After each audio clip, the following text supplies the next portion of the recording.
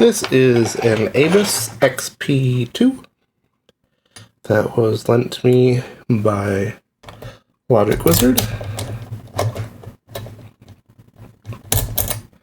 This is a 6-pin dimple, and it's got a little interactive element right here.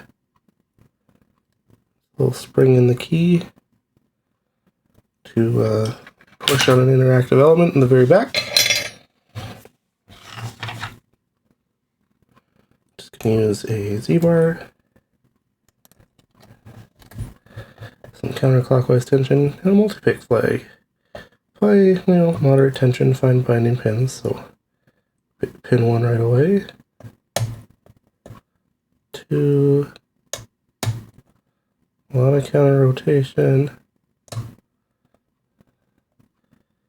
3, 4,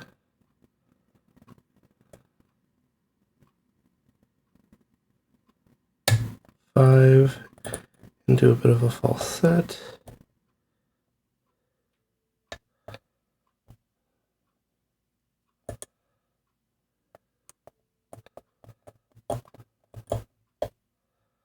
Definitely hung up on, I think it's possibly 4.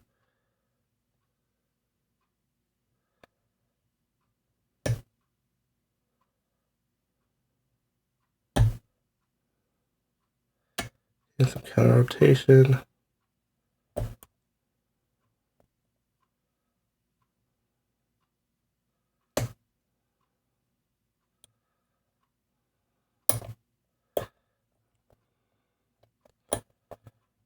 Into a much deeper false set now.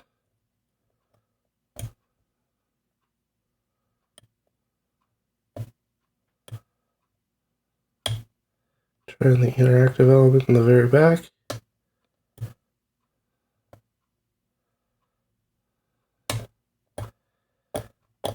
Coming forward now.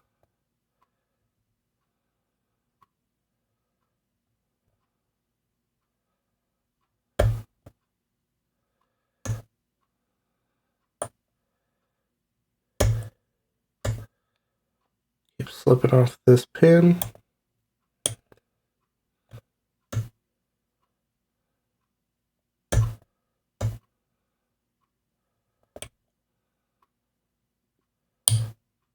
There we go.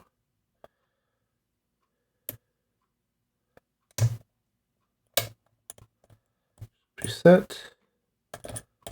Probably dropped my false now. Let's get it back.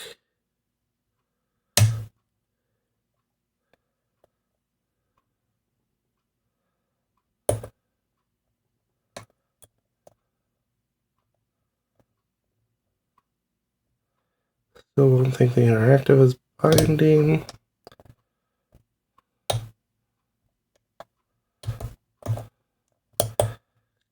Forward.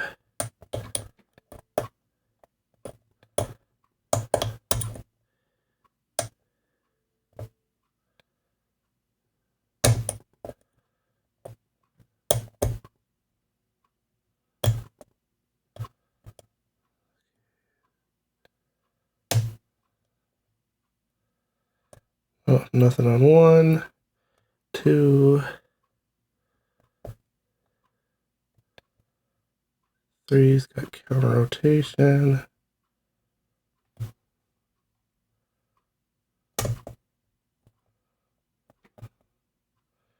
May have dropped the false.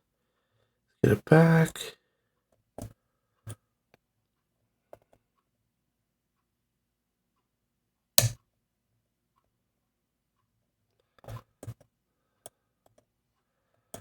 Not as deep as we were the last time.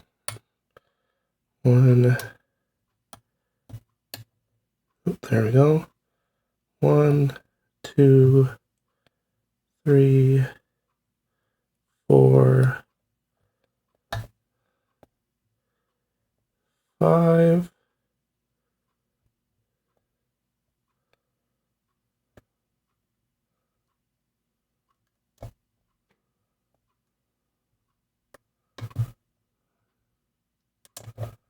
And we're open.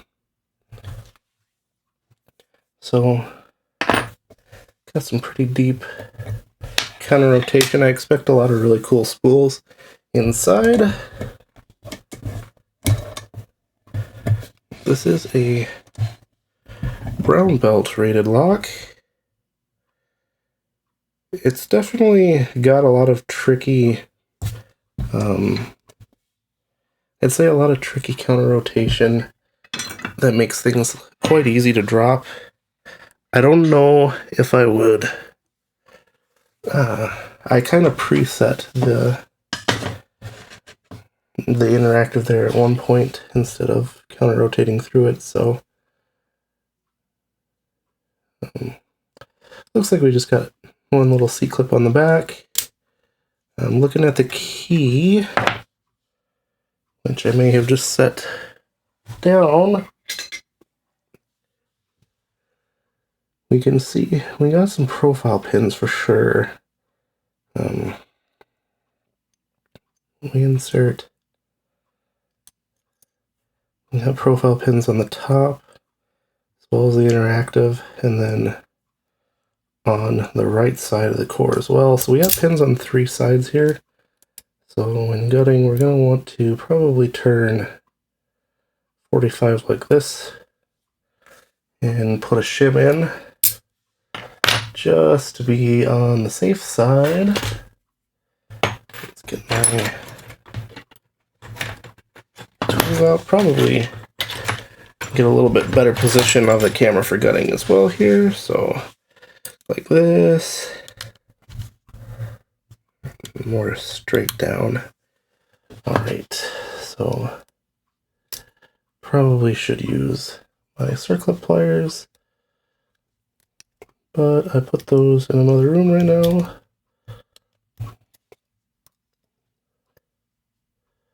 So we're gonna widen this the old-fashioned way.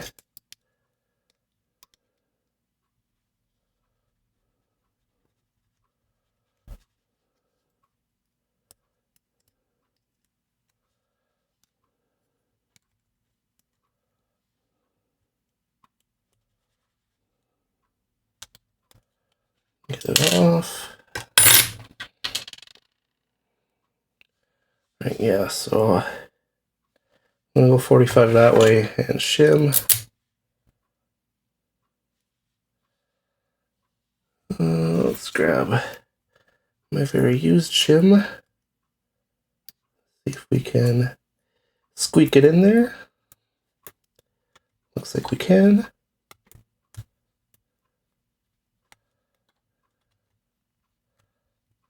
There we go. And then use a follower. All right. There's probably actually pins. Yeah, there's pins there. The interact is going to be on the bottom here. Trying to get my finger underneath it. There we go. Successful transfer. All right, so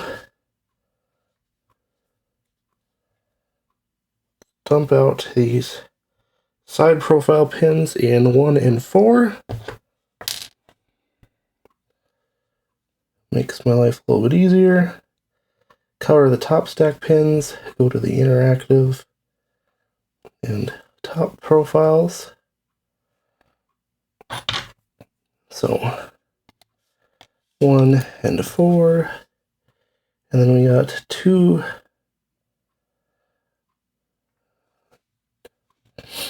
2, 4, 5, and 6. Here's our interactive.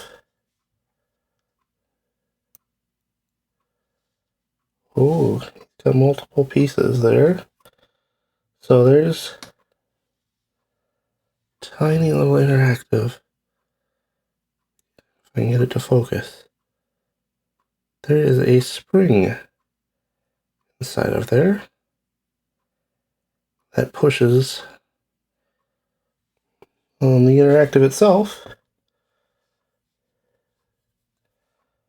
which has this little nub, and that is our interactive. So tiny little nub there. He pushes with a spring. See if I can get a better shot of this. There we go. There's that spring in there. And then so that will push into the housing and spring this interactive down, and then the keys spring has to push it up enough so that everything lines up at shear. And these other guys were just passive.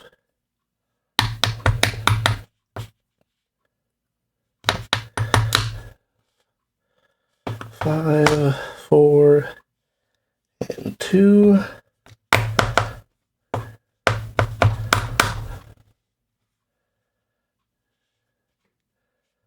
Don't know why it won't drop out. There we go. The 2 there. And there's our key pins. Those over here. 1, 2, 3, 4, 5, and 6.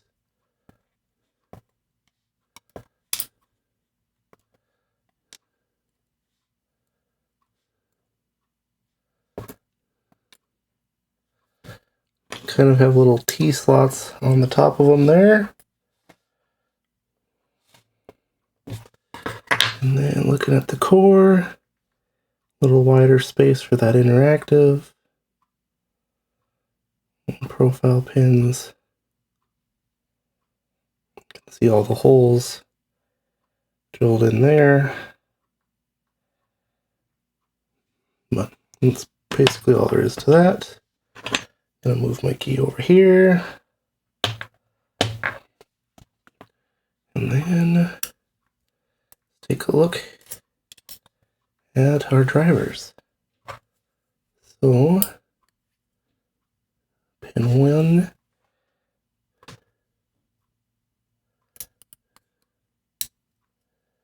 a very long spool.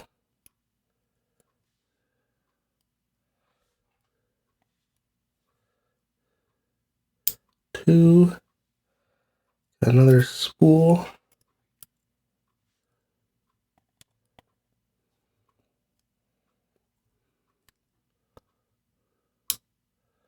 3, we have yet another spool. Of course, it is longer. These are balanced chambers here.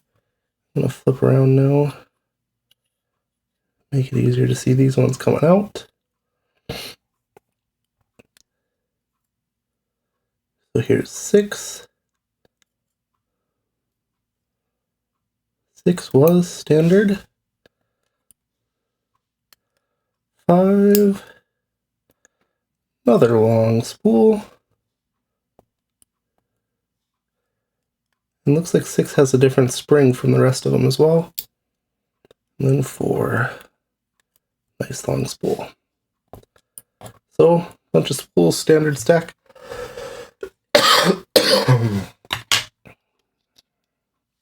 Let's get the special spring that 6 had, a different spring. We'll get him out first.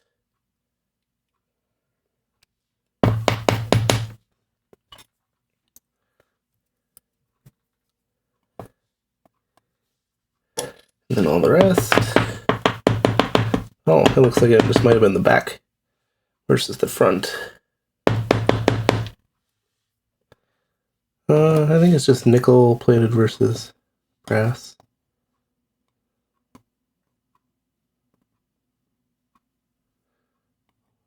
They alternated. So they matched the height of the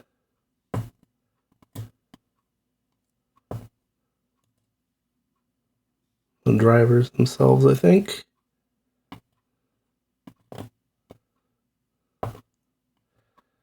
Like that. So now looking in there, you can see the cuts for the profile pins on the side and on the top.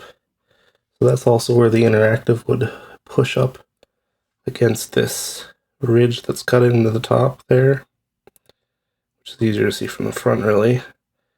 This channel in the top where that interactive would push against, and the other ones are just done for profile, so when you have the wrong side profile, the pins will push out into the channel and prevent it from rotating, but for picking, they won't get in the way at all. So that is our ABUS XP2.